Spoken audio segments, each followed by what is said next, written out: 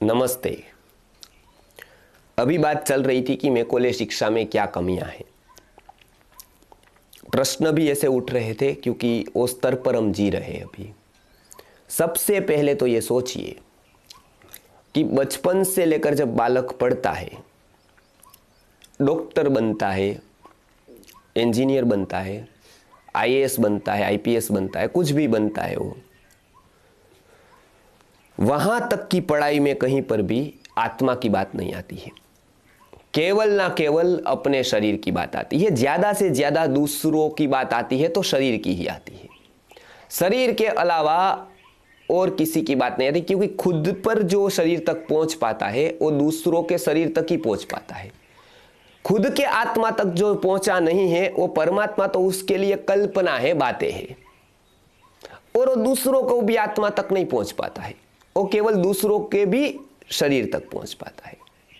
अब ये जब स्थिति है तब वो घूस क्यों नहीं लेगा, वो क्यों नहीं शोषण करेगा? आप बताइए क्या कारण हो सकता है? उसको कौन सा तत्व रोकेगा घूस लेने से, लांच लेने से, रिश्वत लेने से, भ्रष्टाचार करने से? से ज्यादा कैमरे रोक सकते हैं, रिकॉर्डिंग रोक सकता है, लेकिन वो 24 घंटे है नहीं, हर किसी के पास नहीं। उसकी व्यवस्था की जा सकती है, वो कोई और आदमी को लगाया जा सकता है उस पे।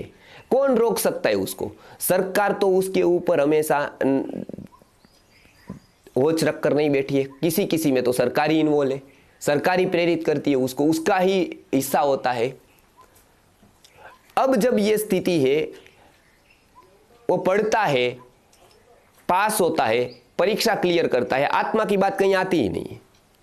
आती नहीं है तो जब वो घूस लेता है, जब वो ऐसा कुछ भी रिश्वत लेता है, किसी के पैसे ले लेता है, किसी को लूट लेता है, किसी को अन्याय करता है, शरीर से क्या जाता है?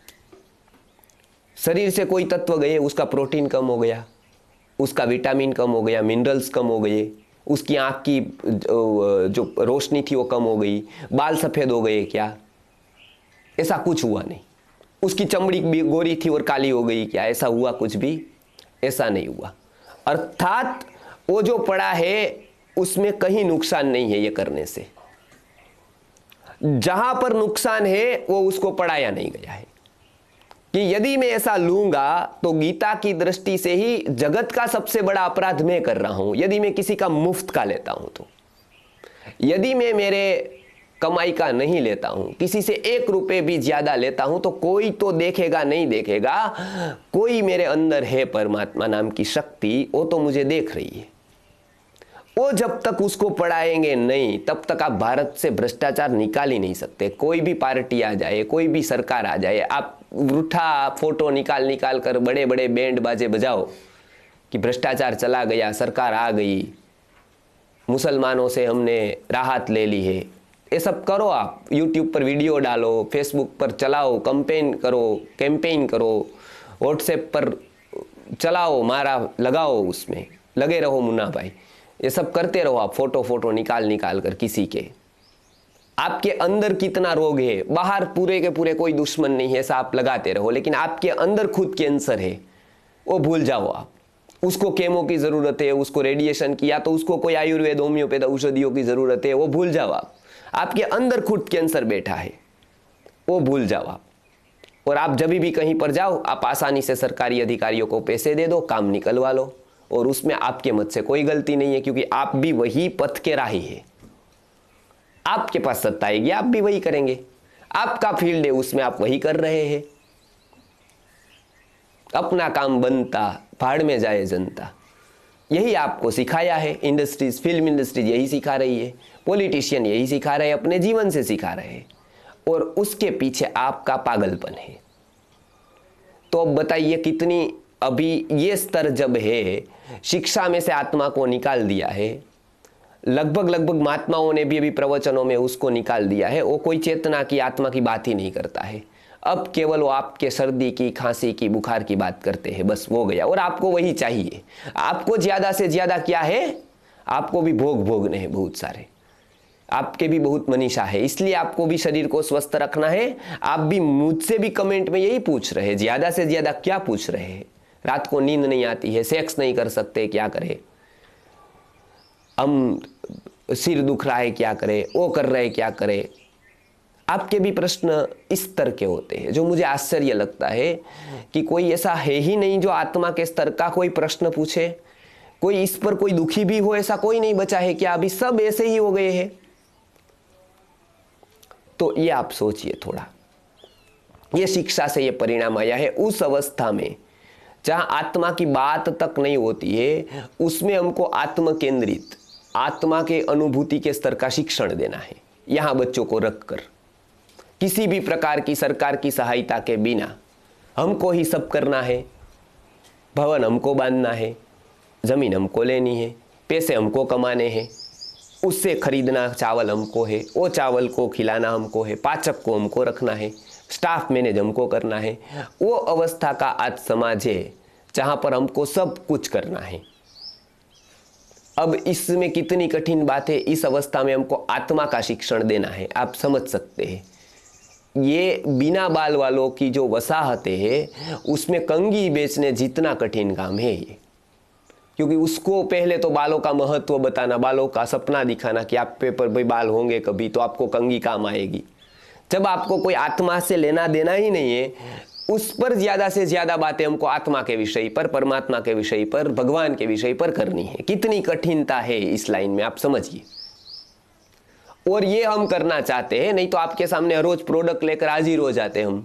यदि यही करना होता तो सब लोग ये प्रश्न पूछ रहे कि गुरुकुलम क्यों व्यापार करे, ये नहीं पूछ रहे हैं कि आध्यात्मिक प्रवचन क्यों इतने दे रहा है, क्यों गीता के ऊपर 500 से ऊपर वीडियो है हमारे, क्यों गीता की स्पर्धा में हम युवाओं को हजारों रुपए खर्च करते हैं, जो एक यूनिवर्सिटी नहीं करती है। गीता के ऊपर यूनिवर्सिटी भी बनेगी तो गवर्नमेंट ग्रांट देगी उसको, और प्रोफेसर पगार लेगा 1.5 लाख रुपया। और हम गीता का प्रचार करते हैं तो एक एक को गीता पढ़ने के लिए इनाम देते हैं। वो प्रश्न क्यों नहीं हुआ आपको कि क्यों 1.5 लाख खर्च कर देते हैं, क्यों 2 लाख खर्च कर देते हैं? क्या है ऐसा गीता में, क्यों गीता को पहुंचाने के लिए इतनी मेहनत करते? ये प्रश्न नहीं उठेगा लोगों को। लोगों को ये प्रश्न उठेगा कि ये डब्बे से आप 100 रुपए क्यों कमा लेते हैं, बस वही उसको दिखेगा, क्योंकि और कार्य दिखते ही नहीं है और ऐसा विचार ही नहीं है, क्योंकि हमने आत्मा के बारे में हमको किसी ने बताया ही नहीं आज तक। ये स्थिति है भारत की, ये संस्कृति की स्थिति आ गई है। जो आत्मा से सन्मुख होकर ही सारा जीवन जीता था, आत्मार्थम पृथ्वीम त्यजेत, त्यजेत एकम कुलस्यार्थे ग्रामस्यार्थे कुलम त्यजेत, ग्रामम जनपदस्यार्थे आत्मार्थम पृथ्वीम त्यजेत। ये जब चाणक्य जैसा व्यक्ति बता रहा है कि आत्मा की बात आए तो पूरी पृथ्वी को छोड़ने की तैयारी रखो, क्योंकि जीवन में आत्म तत्व का जितना महत्व है एक भी वस्तु का उतना महत्व नहीं। आत्मा को बेचो मत, दाव पर मत लगाओ आत्मा को, क्योंकि वो आपका जन्मांतर बिगाड़ देगा। ये वृत्ति ऐसी डेवलप हो जाएगी, वृत्ति ऐसी हो जाएगी तो वो जन्मों का कैंसर कर देगी। और आज चिंता ये नहीं है कि शरीर का कैंसर बढ़ रहा है, आज चिंता ये है कि आत्मा तक कैंसर फैल गया है। शरीर में तो बहुत बाद में आया है, सबसे पहले आत्मा में वो कैंसर व्याप्त हो गया है। हर एक व्यक्ति बीमार है आज, हर एक व्यक्ति, हर एक घर का। और वो शुरुआत बच्चों से हो गई है कैंसर लगने की, क्योंकि कोई माता पिता उसको आत्मा के बारे में, आत्म तत्व के बारे में, जीवन के बारे में कुछ नहीं बताता है। वही ये बताते हैं, बेटा हम भी मौज कर रहे हैं, तुम भी मौज करो। हमारे पिताजी ने भी यही सिखाया था, खाओ पियो मजा करो, जनता जाए भाड़ में, हम अपना बना लेंगे कुछ बंगला, वीकेंड हाउस बना लेंगे, उसमें घूमने जाएंगे, बस जीवन का वही लक्ष्य है और कुछ है ही नहीं जीवन में। बस आपको भी यही मिला, आपने भी वही दिया। गुरु कोई होता नहीं है। गुरुकुल का तो क्या है, कभी कभी जाने का स्थान है वो, और 1-2 वीडियो सुन लेंगे यूट्यूब से और कुछ कर लेंगे, कभी कुछ चारे के पैसे दे देंगे कोई गौशाला में, बस जीवन इतना ही है। ये ऐसा ही है कुछ करने काम को। बाकी जीवन में वीडियो है, गेम है, बहुत सारी कंप्लेन है, बहुत सारा तिकड़मबाजियाँ है, ये सब जीवन है। यदि आपने यही सीखा है जीवन, समझा है यही जीवन, तो बच्चों को आप कुछ नहीं दे सकते हैं। भूल जाइए कि आपके बच्चे कोई लाइन पर रहेंगे, आपको लाइन पर लगा देंगे कहीं पर। इसके बारे में जागरूक होइए। ये आपको सिखाने वाले कम हैं, बताने वाले कम हैं। तो ये थोड़ा सोचे, जीवन का मार्ग दिखाए बच्चों को, अपने आप को जाने कि जीवन का सच्चा शिक्षण क्या है।